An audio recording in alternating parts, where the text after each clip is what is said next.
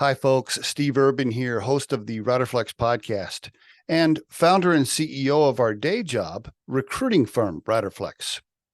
We hope you enjoy this episode. And as a reminder, please subscribe to the podcast for updates and news. Finally, if you haven't already, check out the series of books we've published on hiring, interviewing, and overall career advice titled The Riderflex Guide, available on Amazon. And now, a quick word from our sponsor. Most homeowners don't have the time or expertise to properly take care of their home, which causes costly issues to arise. That's where Kira Home Maintenance comes in. We're a full-service, routine maintenance company that was developed by a certified home inspector. Each quarter, we service our clients' homes following manufacturer's recommendations to properly maintain all the necessary appliances. We provide the materials and expertise to prolong the life of your property, creating a healthy and efficient environment for your family. From top to bottom, we'll maintain and service your home. To get started, we have a property inspection to determine what needs to be maintained, and a maintenance plan is created based on your preferences. From refrigerator coils to filters, vents, and drains, we do it all, and we do it well. Contact us today for your free routine maintenance inspection, and never worry about your maintenance again.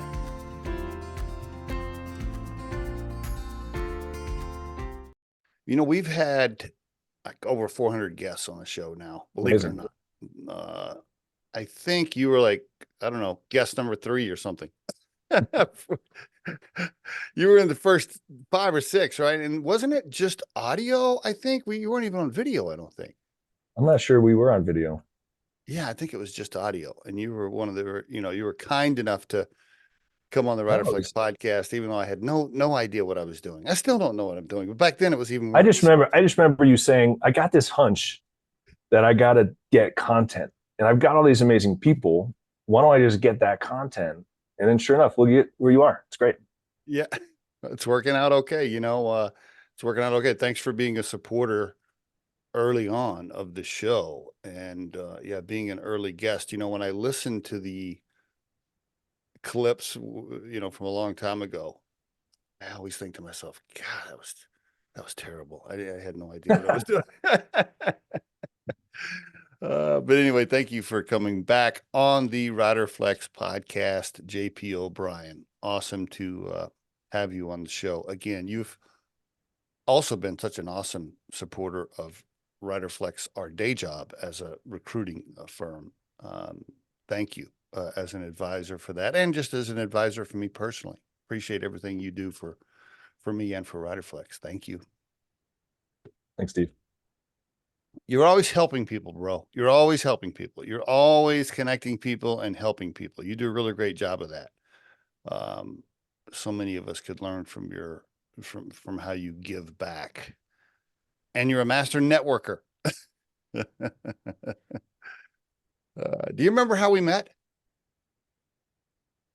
Yeah, I believe, check if I'm correct. I think we met from Jennifer Pringle, who introduced us because you were starting the at-home flower delivery. That's right. I'm surprised. Yeah, you remember. Scott and I, speaking of being entrepreneurs, we were trying to get a little home delivery annual flower business going, because Scott had been in that business before.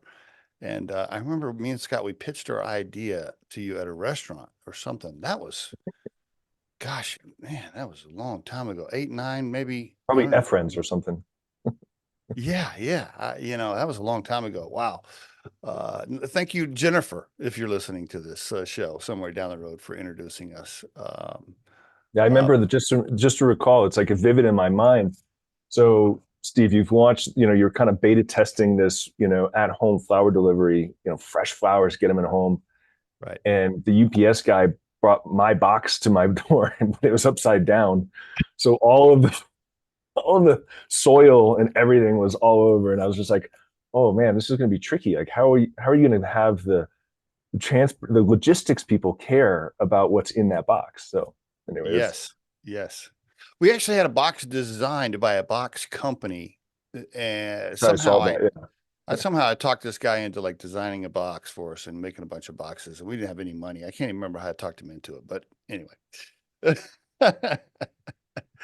uh, JP, we don't have to do a full background because you've been on the show before, but just a little bit more about you personally for the listeners who may not know you for this show. Give us just a quick overview of JP, the family, the human side of it, if you don't mind. Yeah, I'm definitely in this interesting part two transition of my life, and I've been in there for about 10 years. I just turned 50 last March. But my background is I was born in France. My dad was an IBMer. I grew up mostly on the East Coast, went to school up at Cornell for an aerospace engineering degree, got into the internet when, it was just happening. I think it was my sophomore spring is when the first web browser showed up like at campus, right? Yeah. And just jumped onto that, became a technologist, software developer, architect, started my first company in 1998, which was a edutech Learning Productions was the name of it, company that we sold in 2000. Good first win for some young entrepreneurs. Nice. And that kind of really kicked off my like entrepreneurial thing. And I think that's what the personal side of that is. Like, I love diverse groups. Like even at Cornell, I ran this hybrid electric vehicle team. Imagine like early 90s and we're building electric cars to race. But we had 60 completely cross-discipline, engineers and business majors on the team. And I just remember the not just the power, but the innovation and the capability to think about the problems in a different way because we had this very diverse mindset. So that probably was a big impact on where I am today because, I went through my career and then about 10 years ago, and the story is when I really took a step back to figure out like, what's part two? And, life gives you those moments, right? Whatever happens, maybe a relative dies, maybe you lose a job, maybe, something happens that kind of shakes you. Maybe you find you've got cancer, right? Who knows? And I had one of those opportunities to like really sit back and be like, hey, if this is my one shot at this existence, what's worth working on? What's worth doing?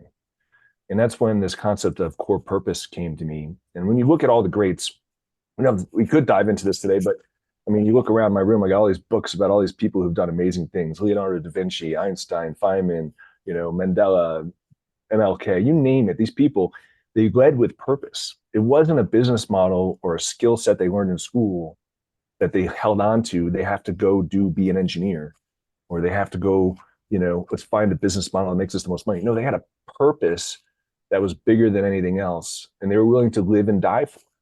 And most of them went to jail or got shot, or so a lot of these people had some true adversity. And that was a massive impact. That's 10 years ago now, when I really took the time to dive into that philosophy. Did something happen? Was there a pivot moment? Did something happen? Did you get sick? Did something happen in your life, or did you have an exit right there?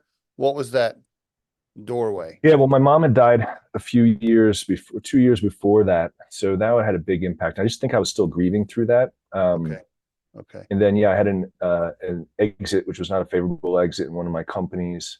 Okay. And so there was enough there just to kind of question, like to have those questions. But I think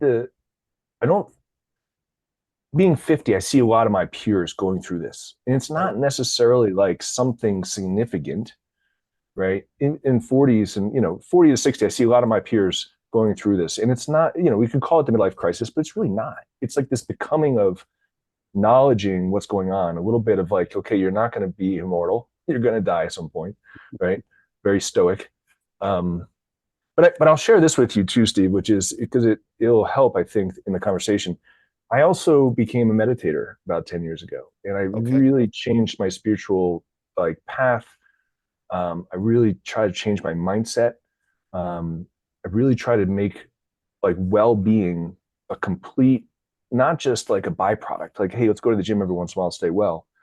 but well-being being an integral part of operating a business, an ecosystem, the responsibility of a CEO to take care of their employees and hopefully even their customers in a way that's much, much more than transactions. So I'll pause there and then go from there. So that 10 years ago, what's about 10 years ago? Is that when, okay, you start the meditation, you start thinking about your own health, your own mortality. You also just went through an exit that didn't work out, and you're having this, what the hell am I going to do now moment a little bit, but kind of, but you had always, the entrepreneurial bug had always been there. You'd already been a so-called, lifelong entrepreneur, like a serial entrepreneur at that point, but you were still kind of having this, okay, what am I going to start next? What am I going to do next? Moments right around there. Isn't that when Black Lab started about 10 years ago? Yep. So the genesis was, so my purpose in life is to unleash the greatness of people around me, right? So I was like, oh, cool, I figured this out. Right? I went down this 9-month path. And when I figured that out, I was like, cool, now what am I going to do with that? And, the ideas were go be a teacher, go be a coach at a university. And what came up though was to build a place, a vehicle, which is Black Lab, where people as crazy as you and me can come together. And the whole point of Black Lab is to launch technical companies that are going to solve massive problems for the world and humanity.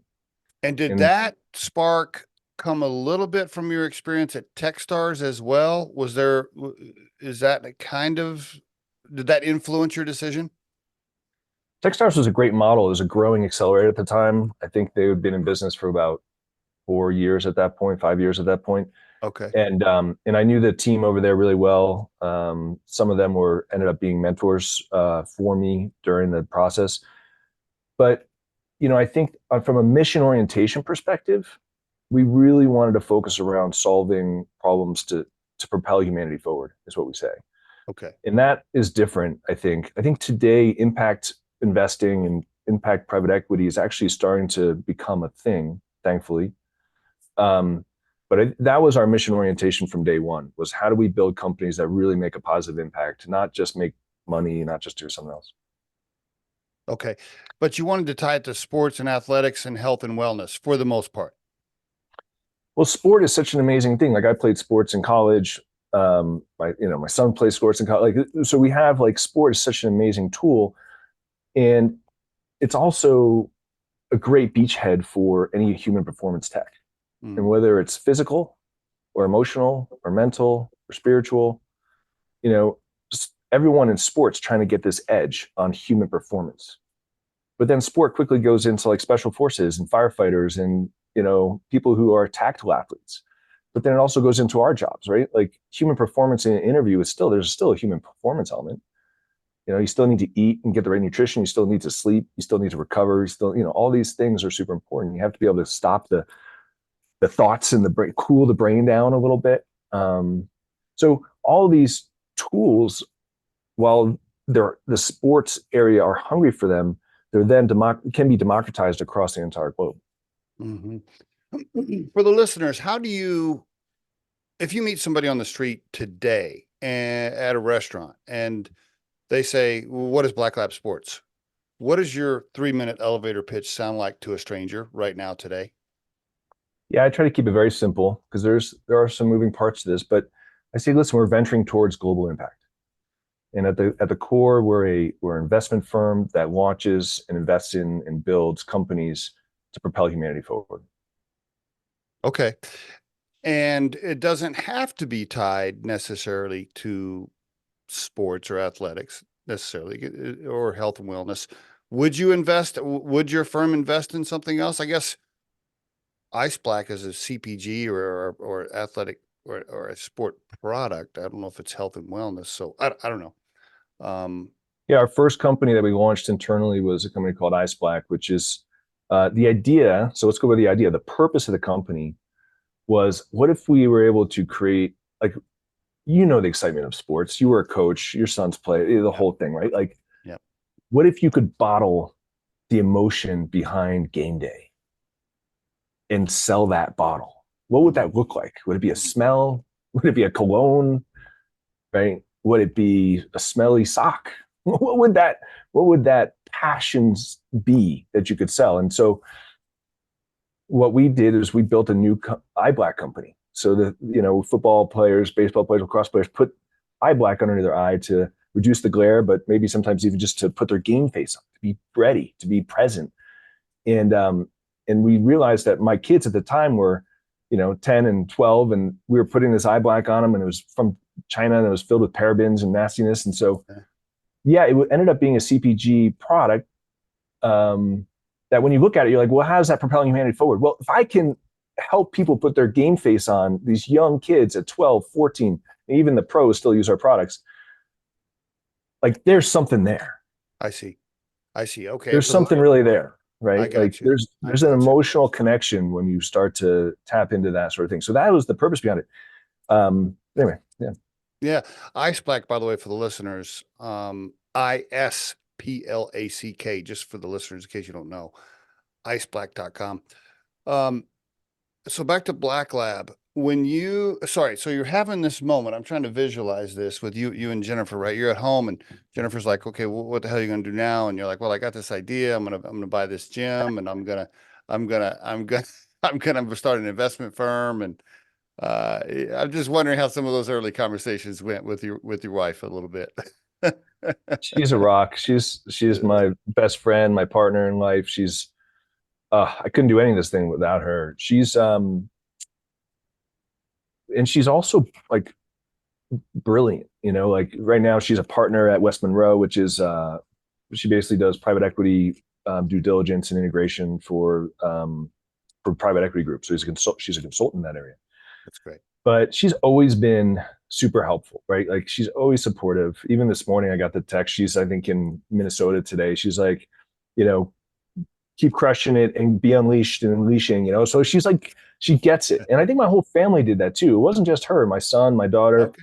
All right. They kind of learned kind of my path, but I think they also benefited and then have mirrored back a lot of that. So, but yeah, it was crazy. It was a crazy idea even for Boulder. I mean, literally our location in Boulder is called Black Lab Sports, and it's got a whole co-working space. It's got this massive human performance gym and lab, got a whole wellness place so you can get cold plunges and massages and acupuncture. And we got 3PL at the back. So literally every stick of Ice Black that gets shipped through our 3PL, which is a third-party logistics party, basically a warehousing and distribution company.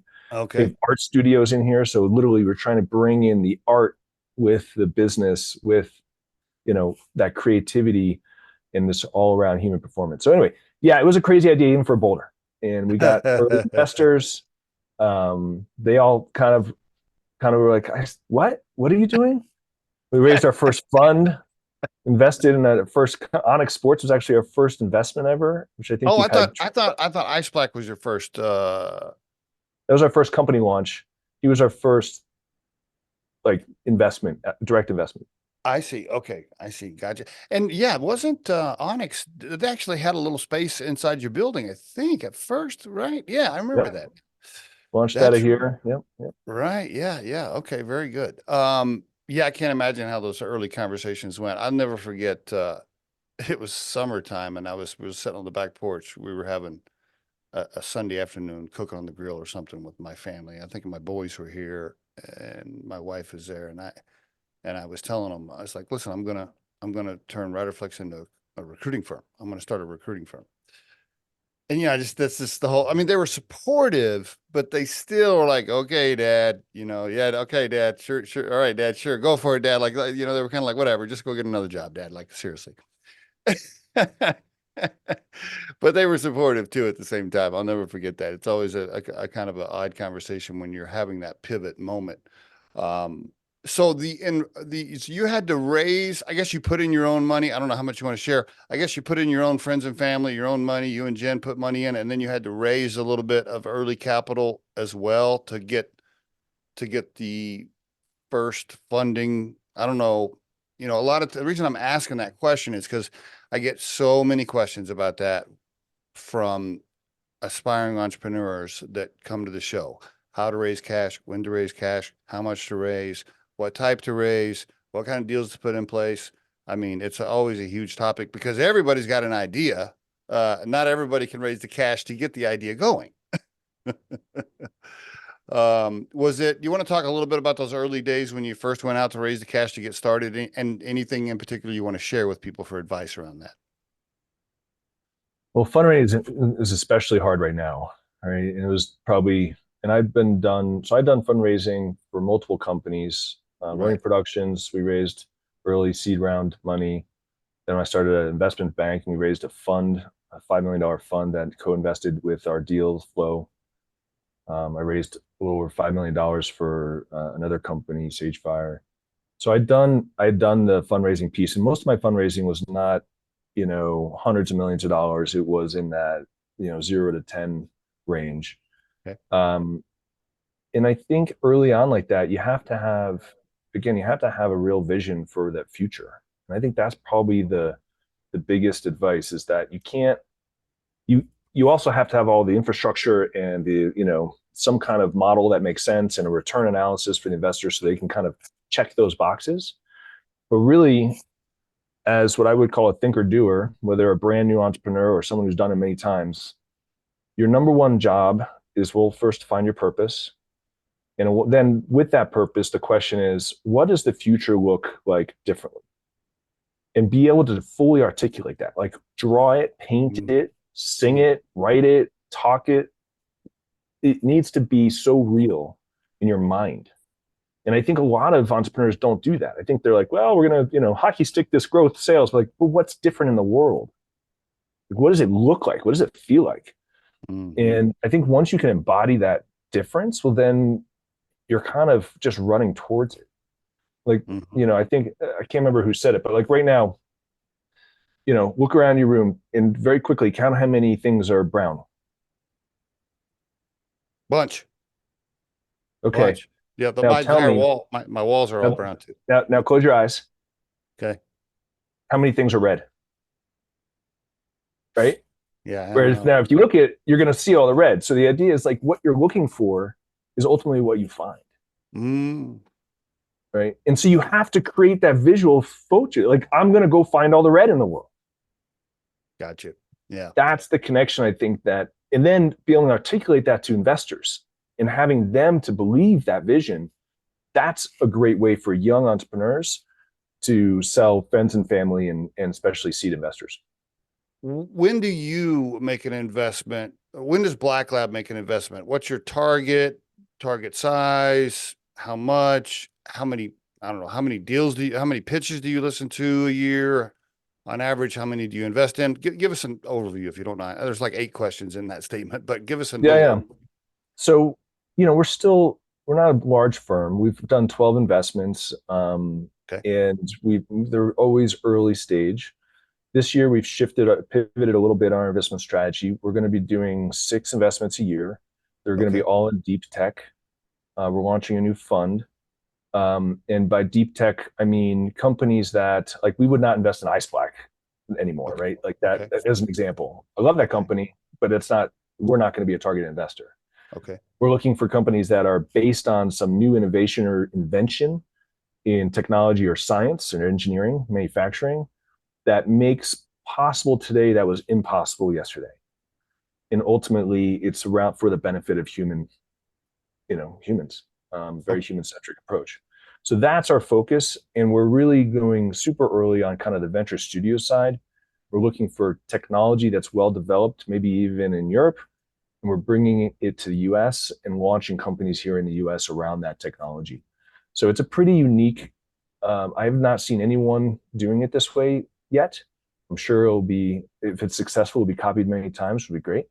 But we really look at this global impact and broadening our approach, not just here in Colorado, not just here in the US, but really having an impact globally. Anything you can mention, anything recent that you can highlight or mention that would, for an example? Well, we haven't launched the fund yet, so we don't have any initial investments on that. But, I'll give you an example of a deep tech company, and this is one that I'd love for you to try, Steve, actually, is a company called Biosciences, which was, a studio model here. The quick personal story is, and this is what happens, right? Is that 5 years ago or 6 years ago, I guess now, I found a bump on my hip and ended up being this hydradenocarcinoma tumor, which is a really rare form of cancer. And I went down that path. I was like, how do I have cancer? I'm 45, and like, what is going on? And of course, they don't know much about it, especially this one, except for that most people die within 3 years because they don't ever get it removed and it metastasizes. And Wow. so I got lucky to get it out. But I still had the question, like, why do I have cancer? This is one of those times, right, Steve? We talked about before, like sometimes you're like, you have cancer. That's a big statement. Yep. And it shook me. And so I went down and went to all the best doctors, you know. I'm lucky to have access to some of the amazing doctors, and nobody could tell me how to solve it. They're like, well, we'll do radiation, we'll cut down and pull out some more lymph nodes. And I'm like, well, if you know nothing about this cancer, why would you recommend that? And they're like, well, that's just what we know from other cancers. Right. And I was like, well, why is it here in the first place? They're like, well, you probably bumped your hip when you were a kid. Did you play any sports? I'm like, am I going to have cancer everywhere? And they're like, well, it doesn't really work that way. And then I said, well, so why is this one like acting that way? Because apparently we have cancer all over our body, right? It's just whether it's quiet or it's active. Okay. And so this one got active and it was growing. And so I'm like, well, why is it growing now? And they're like, well, we don't really know that either, but you're feeding it something. I was like, cool, let's stop feeding it. And they're like, well, we don't know how to do that. So anyway, it got me really curious about this problem, right? Like, well, why? And so I did all my DNA, did my genome sequence. I got all my biomarkers done, much more than my primary care doctor would ever do, right? Like everything. Try to like correlate all of that information, and just realized that I was starting to spike my blood sugar poorly with simple things like simple carbs, like bread and pastas and whatnot. Okay. And so I just changed my diet, and I lost 40 pounds, Steve, and I got rid of cancer, and I'm in better shape than I've ever been, right? So I think I was like, so that aha moment, okay, so what's possible now? Well, genome sequencing was not possible, was not affordable. And what is it? And do you mind explaining what that is in layman's terms to the listeners? Yeah, so it's amazing, like how this creation and how life has done this. Every single cell in our body has a strand of DNA, the same exact blueprint. Every cell. And every cell in your body has that exact same blueprint. So it knows exactly what to do and how to do. And these cells are crazy. They turn into eye cells and muscle cells and teeth cells. Like it's amazing, right? But all of that probability is stuck in your DNA.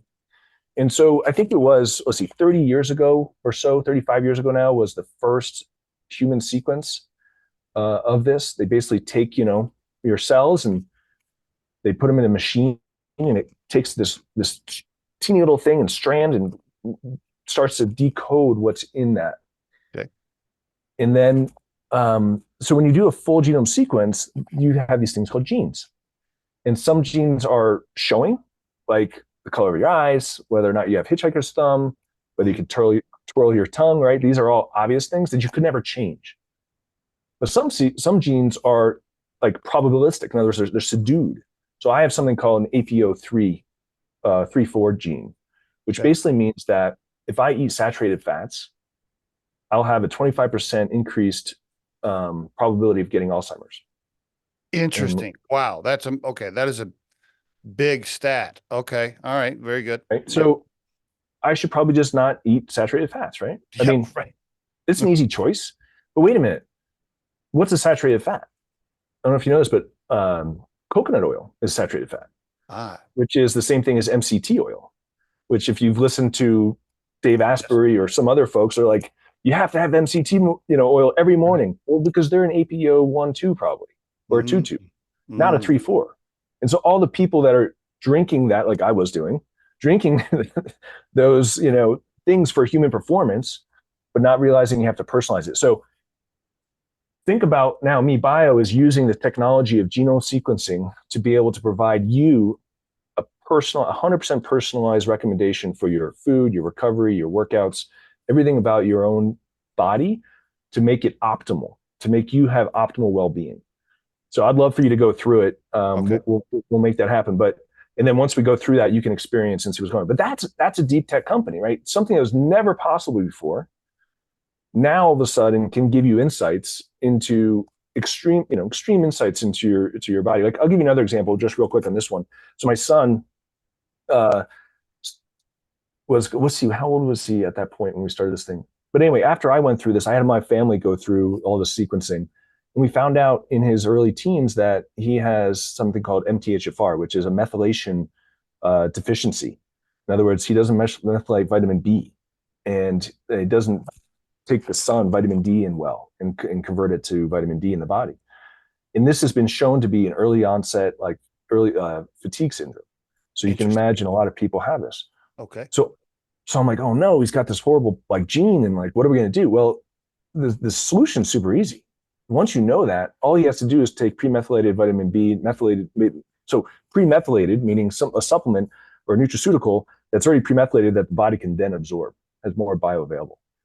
And it just, completely changed his world. He's got tremendous energy. He's playing, D1 sports and in college. And it's just, that's the sort of thing that when we have this knowledge, I mean, it can really unleash what we want to do.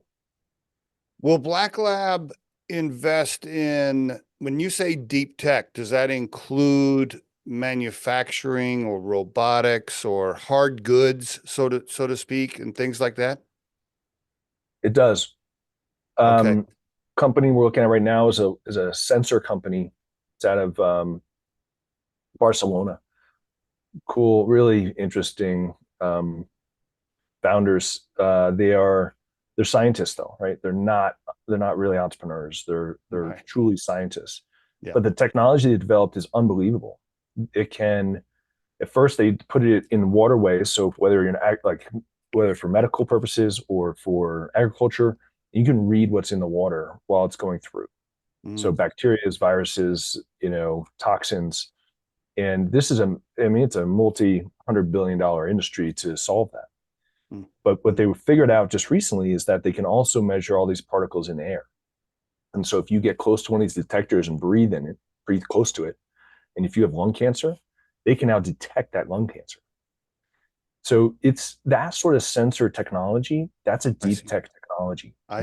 So who are the stakeholders here in the US that would want that? Right. Okay. You can let your imagination go for a minute, but there's that if that technology exists and the IP exists, then what Black Lab wants to do is take that to the US and help scale that technology through licensing and help grow that company in a way that they wouldn't be able to do themselves. Yeah, it sounds to me like, if it is deep tech that makes the world a better place from an environment or a health or human health perspective, you're interested. If it's a deep tech video game controller, that not really. Yeah. A new baseball bat using some deep tech manufacturing, probably not going to move the needle, right? Yeah. Yeah, gotcha. How many pitches do you look at, or how many deals do you guys look at a year on average? You look at one a month, one every. Oh, you said 6 this year. How many deals do you have to look at to invest in 6? 100? No, it's probably about, I would call the numbers normally like 1,200. So that ratio that you have to look at, because quickly you go from 1,200 down to 120, right? Okay. Like that. But you have to look at a 1,200 to be able to source the 120 that you want to then dig into more. And then once you want to start digging into it, of course, there's a lot of reasons why things fall out. The founders don't want to, participate the way you want to participate, or, lots of different other reasons. But then now narrows down to, probably we're hoping 20 investable ideas that we would pick our top 6. Okay. And you, as the leader of Black Lab Sports, are you more involved in the cash raise or more involved in the deal selection, or both? You're still leading both for the most part for now.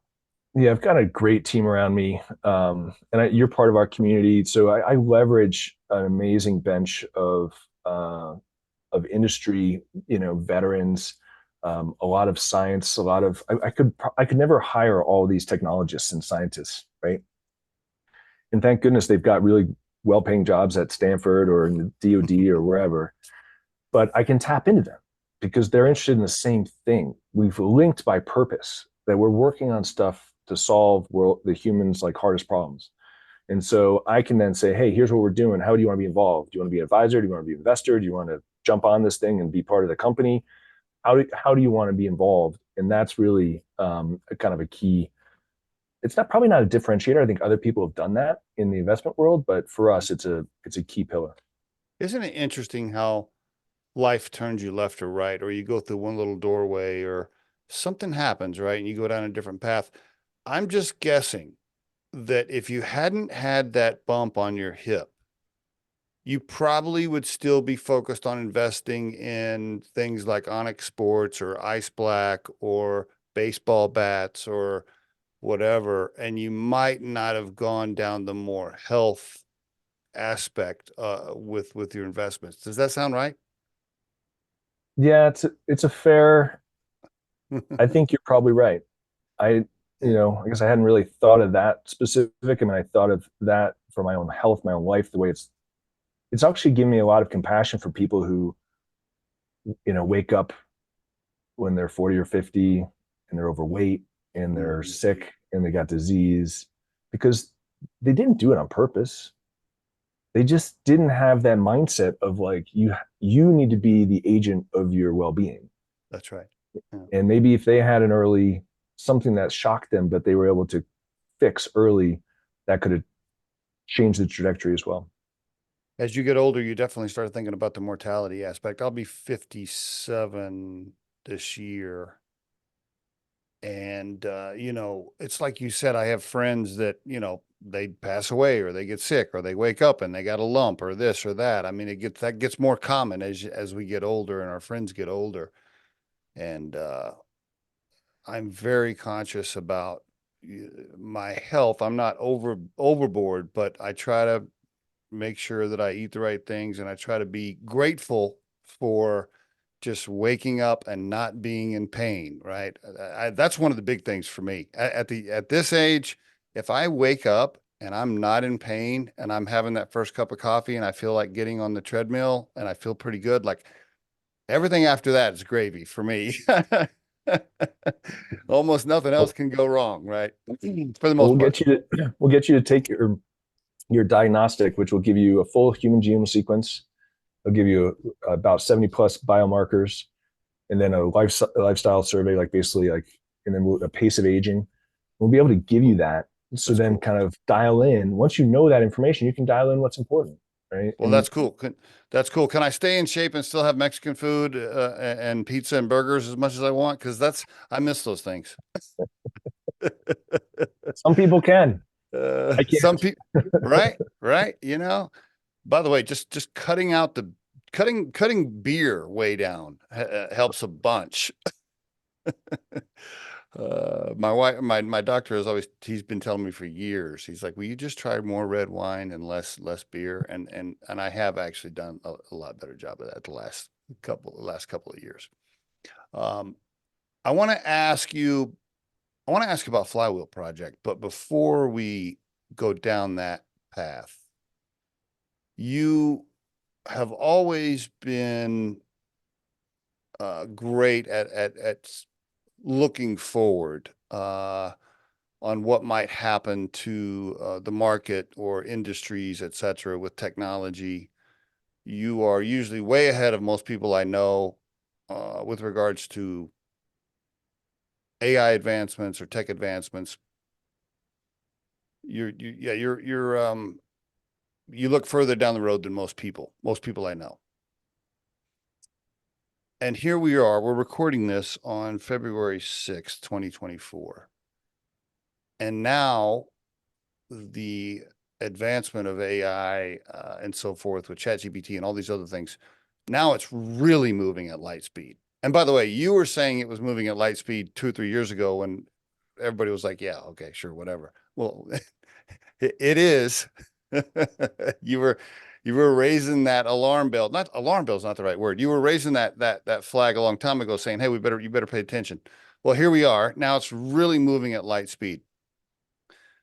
I know you study this stuff very carefully, more than most people I know. So I'm curious now what you think.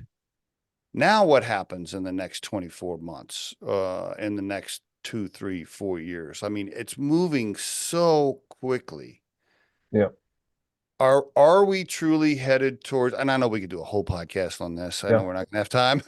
Are we moving towards universal pay and robots do everything, and we're all just gonna be creative little artists and do our hobbies because robots are gonna do everything? Where's this headed, JP? Yeah, we're there. We are there. And I will say, maybe I'll say this because we can talk about universal basic income, all these sort of things, which are tools to help society deal with what's coming. You know, like I was saying earlier, back in 92, when the first web browser came out, I saw that, and the people around me, we were like, this changes everything. This will change the world. And I don't know if you remember, like there was like news episodes of like www, what is this thing? Like, and like, no one who wants a website? Like, who's ever going to use that? That's stupid. It's just, you know. Yeah, totally. And if you didn't get on the internet by 2000, you were out of business. That's 8 years. And I'm telling you, that has shifted to probably 18 months for the AI. Like, if you don't embrace AI in your business, you will be out of business. Agreed. Don't worry about the AI. Worry about the people that leverage AI, because they're going to be coming for your business. I'll just give you a simple example, which is a good friend of mine, Kurt, he's an Aussie, just moved to the US, but he's been in mining his entire life. Okay. In mining, there's nothing more manual and non-digital than mining, right? Like you go and bring a truck and dig and get this stuff out of the ground and put it in a truck and bring it to a refinery, right? Do its thing. Yep. Like, and he was on this so early. We were talking, I think it was about 4 years ago. Yeah. And I'm like, so how are you going to digitize your company? He's like, it's mining. It's dirt. What do you mean? I'm like, you got to digitize it. So he goes home, comes back the next year. We meet every year, once a year, like in March in LA. Big group of us get together.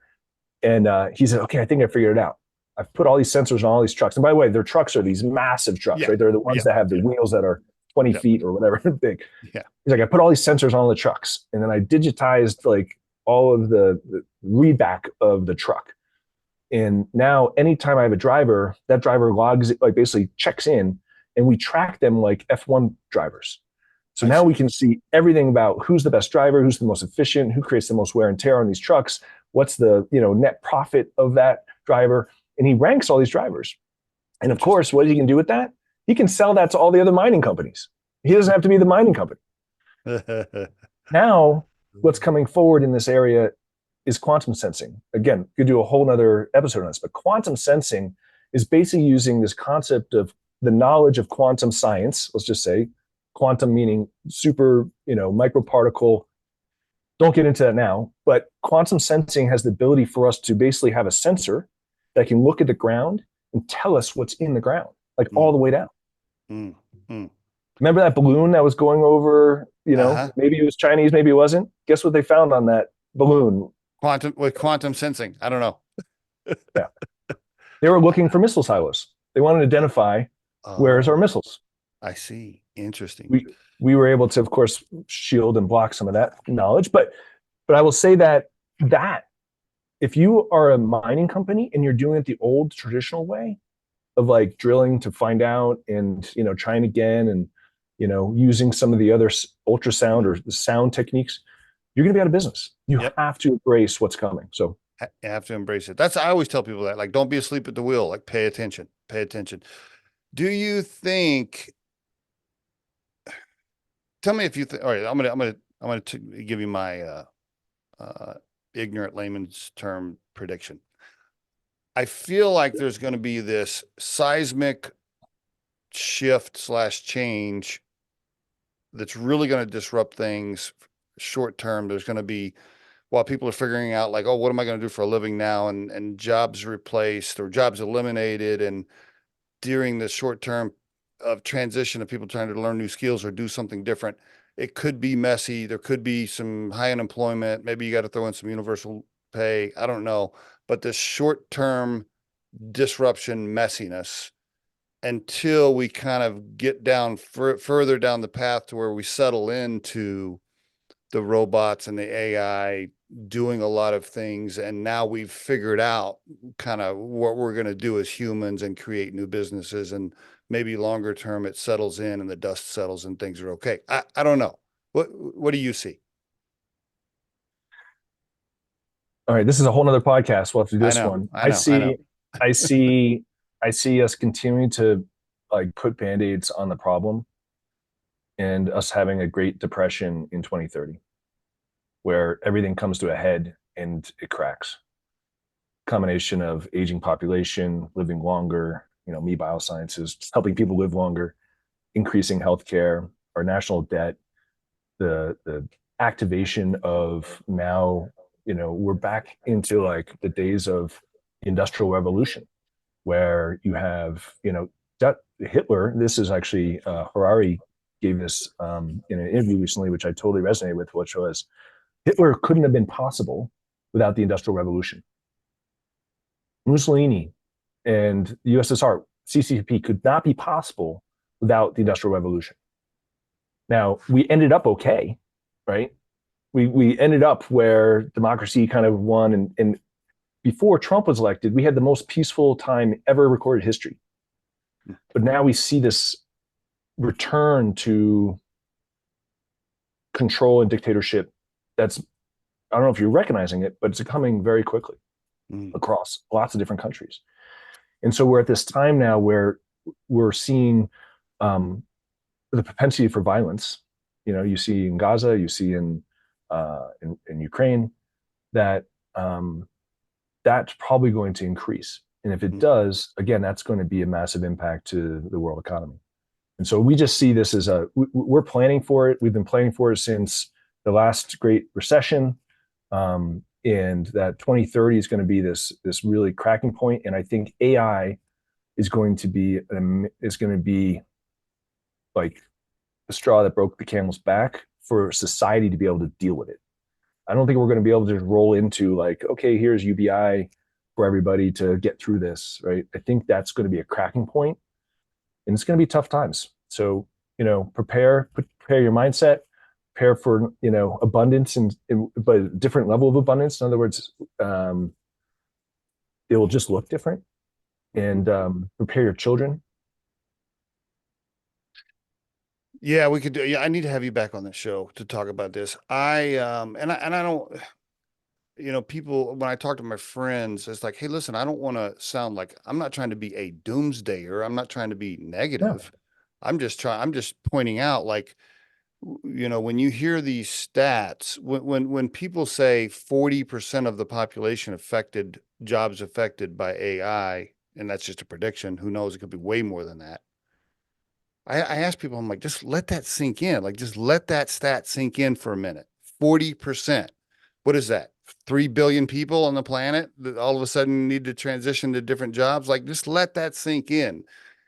To your point a second ago, it's a completely different world. That is a completely different world than we're living in right now. It's totally different. And moving at light speed, really moving at light speed. And you're right. You also said we're not ready for it. Like, just writing checks to people, just sending checks to people, may not solve all of that. Now, the good news is we're not on the gold standard, right? Now we can just print money whenever we want. So we'll just send checks to people to make them feel good, I guess. I don't know, but I do know this. And I could have you back on the show because I know we're going to run out of time and I want to talk about Flywheel Project. Here's what I know. The advice for the listeners. First of all, I'm going to bring JP back and we're going to talk about tech and AI and robots. So we'll do a whole nother show on that. But what JP said right there is the biggest advice I can give you. Do not be asleep at the wheel. Pay attention to what is going on and use these AI tools to your advantage for your businesses as fast as you can. And because if not, your competitors are going to. We're doing that with our recruiting firm. I mean, I still have the human element a little bit on the back side of recruiting. I'm still talking to finalists and putting my, like, I want to meet this person. I want to talk to this person, but I'm using every AI tool I can to do the tactical pieces in the beginning and towards the middle to make it more efficient and faster, because I know my competitors are going to do the same thing. And the last thing I'll say on that is, if you're listening to this episode and you have not used ChatGPT, for example, or Bard or Copilot, like, you are behind. You better pay attention to what's going on. Okay.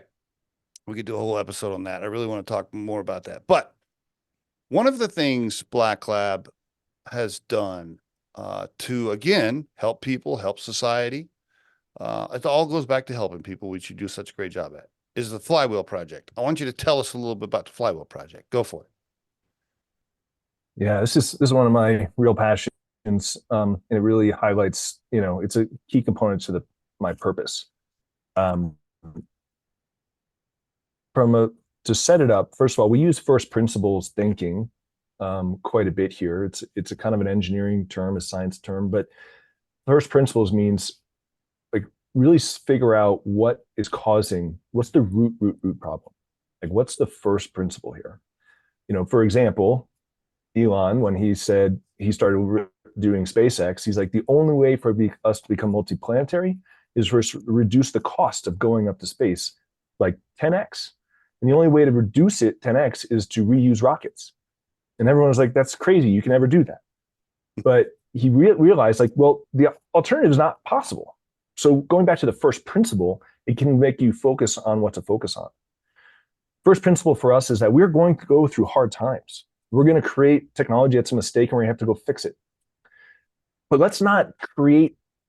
One way to do it is, like, for you and I to build as much as we can and then leave it all behind, leave all the shit for our kids. And that's not an okay answer. We need to incorporate this next generation in today to everything we're doing and co-lead to create the future.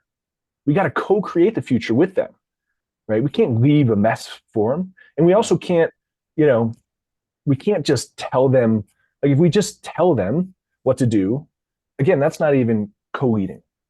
So we built Flywheel Project, which is the simplest way. It's an internship program. We select a very elite group of 10 to 12, elite meaning, I'll tell you what that means in a minute, a very select group, curated group of 10 to 12 interns that we bring to Boulder, Colorado, and we pay them for an internship over the summer. And AI is a massive part of this. Last year, we had 11 students, all different ages, from all over the world, China, Italy, you name it. A lot of folks from Colorado, actually 4 of them from Colorado, the rest from, Middlebury and Duke and you name it. Cool. Come in, and they basically become, the first thing we do is we talk about purpose, and we really have them start to explore that. Most of them, none of them, I didn't when I was 20, know what that even meant. But now we're giving a framework. We're saying, hey, first we want to teach you about this mindset. Then we spend 2 days, full days, on a super deep dive on AI. And these folks all become experts, better than you and I. Why? Because now it's their job all summer to learn about every new thing that's popping up. And by the way, like you said, light speed, I mean, literally every 3 months, the whole thing's shifting. Like, what's possible? It's completely different. Then what we do, so we got this group of super hungry, and by curated, they're super curious. That's the number one requirement, is that their curiosity to learn and to explore has to be super high. Now we got this amazing workforce powered by AI, human touch, young, energetic, trying to find their purpose, entering the world. And what we do over here is we take companies, partner companies, that will pay into the Flywheel Project to help pay for these interns. And in return, they get consulting engagements. Right. So let's say Riderflex, maybe there's another company in that you know well, but let's just Riderflex. Riderflex comes and says, okay, here's 10K, give me a consulting project for the summer. Then we take a group of these folks, usually 3 or 4 of them, we put them on a massive project for you using all the AI tools that we have and that they have. And they end up creating amazing output in such a short period of time. I'll give you one example. Last year, Crocs, the big shoe company here in Colorado, their chief digital officer said, we're just launching this brand new capability, which is personalized Crocs. So you imagine your football team now can have, your girls soccer team can have, everyone have their own, Fairview High School croc that they can wear pre and post game, right? So it's kind of a part of their kit. And so he's built all this manufacturing capability, and now he's got to figure out how to take it to market. And they put the team on there, and his response was, in 2 weeks, you guys did more creative and more opportunistic things. He actually took on, I think, 5 or 6 of those suggestions than our interns did over the entire summer. How about And that? it's not just the person, right? You got to realize that if we had their interns here, I think we would have done the same thing. It's the infrastructure of them being at Black Lab and having all that focus around it. So that's what Flywheel is. Do you house them? The company donations pay for their housing, or how does that work? Housing is on their own. So most of the time they'll pair up, or they'll find, housing, or they'll find a friend here or a family friend. So housing's on their own. Okay. We pay them a stipend for the summer to come in and learn. We actually just started paying them a couple of years ago. Before that, it was a free internship. Okay. But we wanted to flip that model, and we need the partner companies to come and engage. That's the other piece, right? It's not, the money's important, but it's also exposing kind of those root first principle problems in their business. And honestly, AI is the perfect area. So if you have anybody who's like, oh no, I am behind on AI, well, take a project and have this group come in and help identify and actually build out, in the matter of a couple of weeks, AI solutions for your business. That's a great one right there, because I can guarantee you probably 75% of small to medium size family owned type businesses in Colorado are behind on what AI can do because they're just busy. I mean, the family that owns the little concrete business that does $5 million a year, I can guarantee you they're not staying up to speed with AI because they just don't have time or whatever. They just haven't looked into it. So that's a great one. Yeah, you don't have to be crux. We had our accountant take a project, and they were like, well, what's your problem? Like, well, we just have so many contacts. Everyone's calling us all the time. Like, well, great. We'll create your AI chatbot. So in a matter of a week, boom, they created this whole thing. It's smarter and better and responds faster and more friendly than any grumpy accountant during tax time. And Why it not completely automated that, right? why not go bigger? Why not take on 100 students? Or is that the goal? Or are you keeping it small on purpose? No, we're going to grow it in 2 ways. One of the activities we're doing, we haven't announced this yet, but I'll tell you, you keep it quiet for a little bit. No, but we're going to be launching kind of a global developmental program. So it won't be the internship, but it'll be a developmental program around this knowledge and all this access for young professionals. Like an online course program?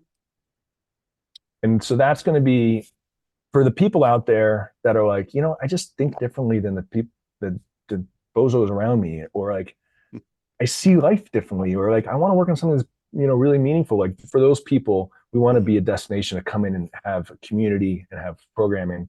So that's one piece. That'll be a global piece that we're going to launch. And the second piece is that we didn't talk about it, but Black Lab X, our vision is to have 100 nodes globally. So we have this one in Boulder. We're launching one in Denver around arts. We're launching one in Germany. So each one of those can then also be a location for an in-person internship. Oh, wow. We haven't talked about that. I didn't know that. Yeah, even me and you doing side talk, I didn't know you were doing that. Interesting. Okay. Not like a franchise. How does that work? Are they like partner? I don't know. What's that business model for you? What does that look like? It's, yeah.